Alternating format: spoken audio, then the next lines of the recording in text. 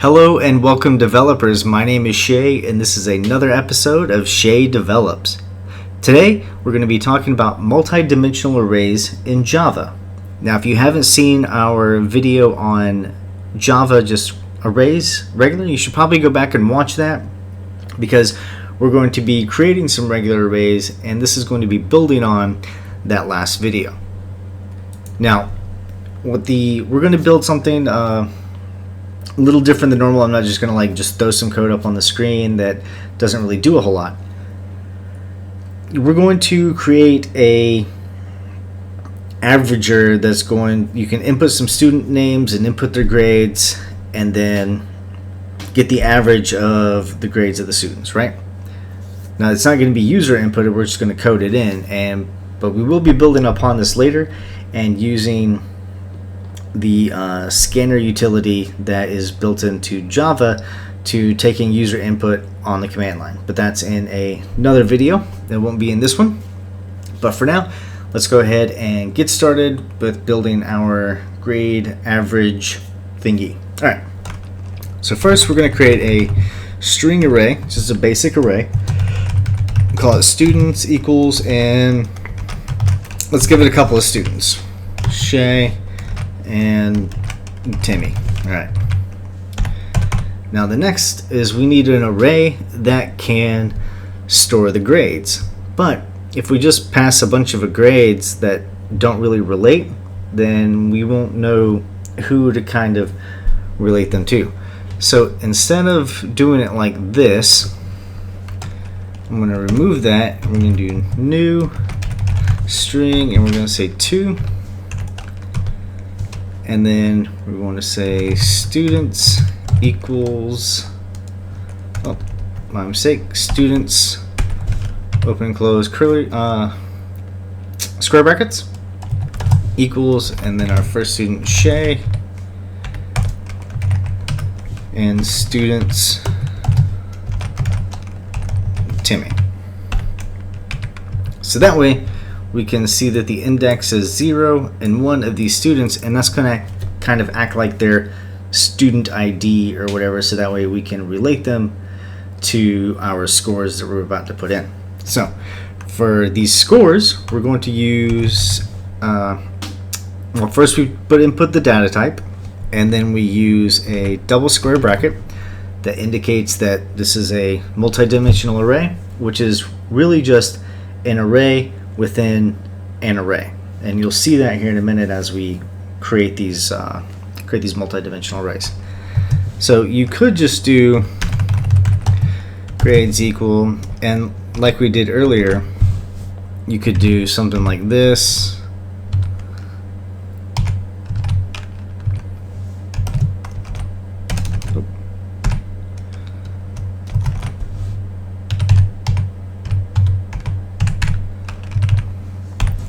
And that would actually be totally fine. But we're not going to do it that way this time. That way you can see how the indexes will relate to the ones that we created earlier with the students. So we'll go ahead and get rid of this. So we'll say new int, because we're inputting the data type again. So we want to know how many arrays that we need to save into our array of arrays. Well, that's 2 because we have 2 students. So an easy way to do this is use the students array and get the length. So right now we have an error. Don't worry about that. We're about to fix that.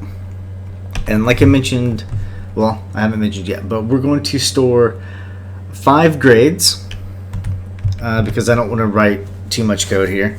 You'll get the point with without many code, without many grades. But we're going to store 5 grades per student. So to begin, let's go ahead and create some grades.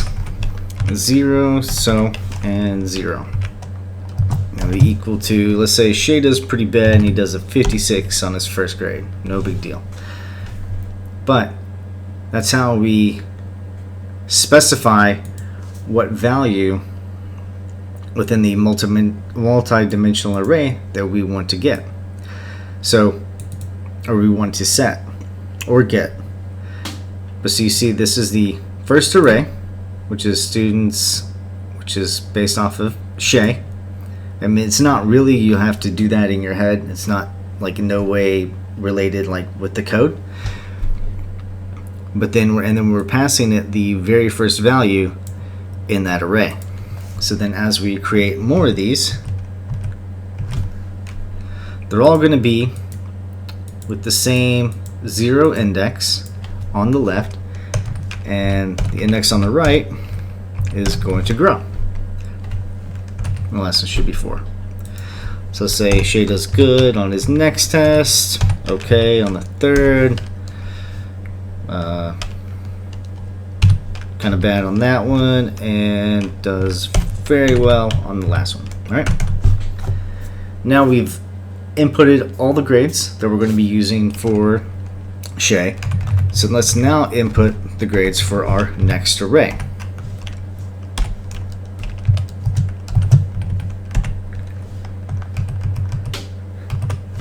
All right, so now we're talking about our second array, which is going to be index number 1. So see, we have that index right here. And then just like this right side here, this is the values within that array that we're going to be setting, or the indexes within the second array that we're going to be setting values to. And it might help to think of this as the first bit is a row, right? So this will be like the first row of arrays, and the second bit is the columns within that row. So you would think of it like 56, 96, 76, 66, and 99, right? Like that. So, you know, this would be Shay's row of grades, and each column is one of Shay's grades, you know, based on the assignment or whatever that was due. So we'll go ahead and get rid of that though. But now we need to create something that will allow us to get the average of all these grades. Otherwise it's kind of pointless. Sure, we could create something that just output them, but that's not really necessary at the moment. So let's create a new custom method that will take the input and output the averages. So we'll do public static void, and public just means we can use it wherever. And then we'll be making a video on static later. And then but void is just the type of data that we're outputting with this method, and void means no data is being outputted. So we won't be returning anything. We can do some stuff and like output to the screen, but we're not returning any data. So we'll call this get averages, and we're going to pass it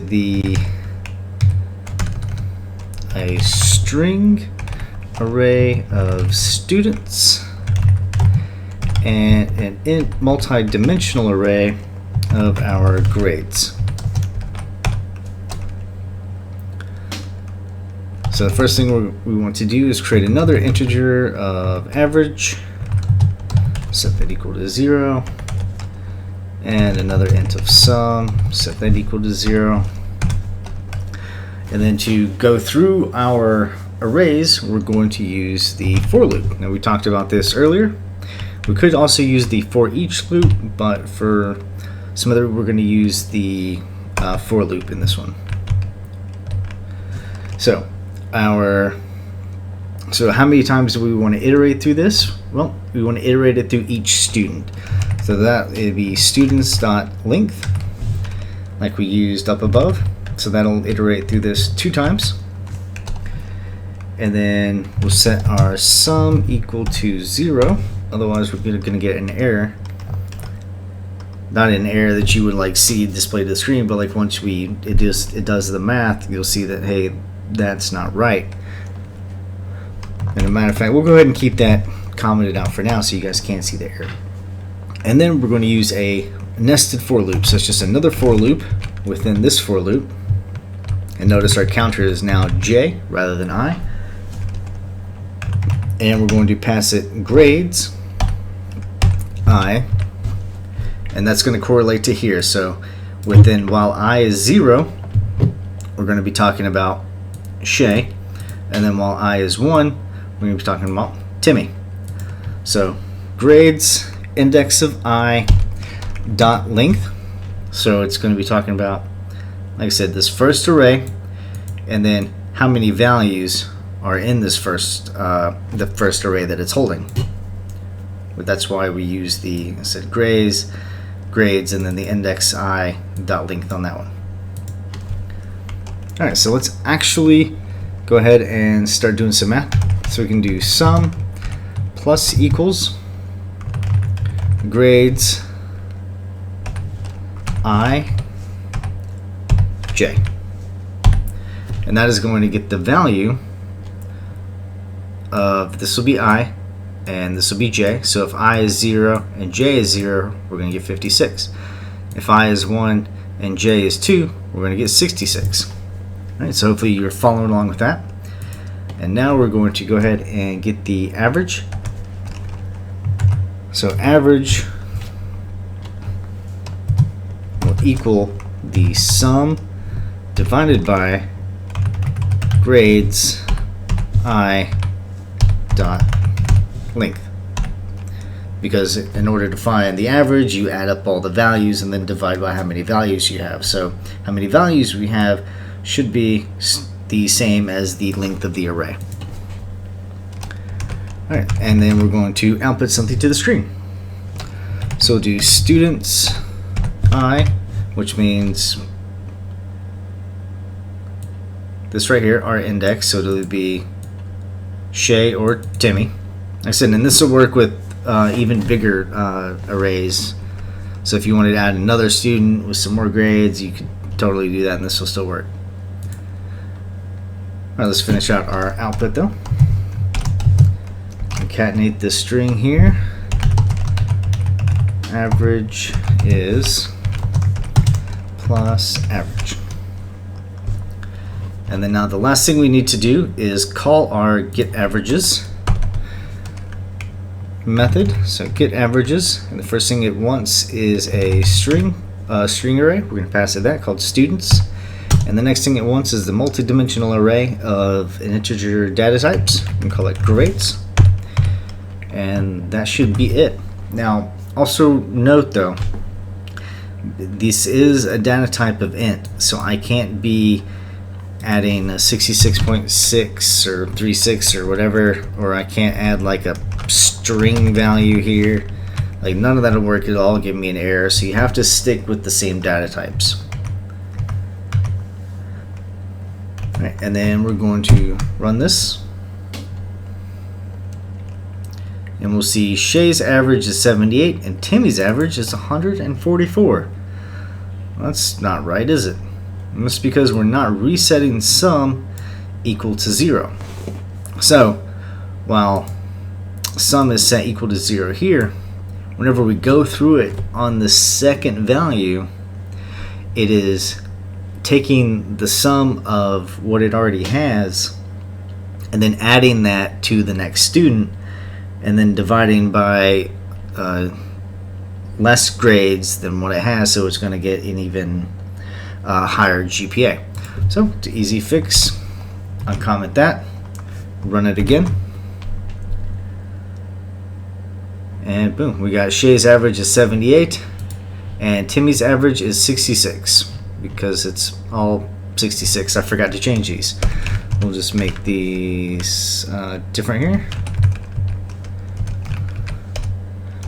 And 100. Alright, so let's go ahead and run this. And there we go. We got Shay's average is 78 and Timmy's average is 82. Alright guys, so that is it for this video. I hope you learned something today. If you did, please like, comment, subscribe. Tell me what you learned. Tell me what I did right. Tell me what I did wrong. Tell me how I can help you in a future video. I think that would be the best ever. If you guys tell me like what you're struggling with, what concepts you're trying to grasp, I would love to be able to help you as much as I possibly can. That's why I create these videos, is to help other people and to help solidify this information for myself as well. But until the next time, like I said, hope you guys like, comment, subscribe. If you want to help me out, I have a book published on Amazon. It's called HTML5 Learning and Reference Guide. I know this course that I'm creating right now has nothing to do with HTML, but later on, whenever we go into JSP and serverlets and stuff like that, we will be talking about building web pages with this, and we won't be starting from scratch with HTML. We're just going to be going into serverlets, and we'll be talking about that stuff later. But that is a bit down the road, but we'll be coming out with those before too long. All right, but I hope you guys are awesome, and I can't wait to see you guys in the next video. Keep learning. Peace.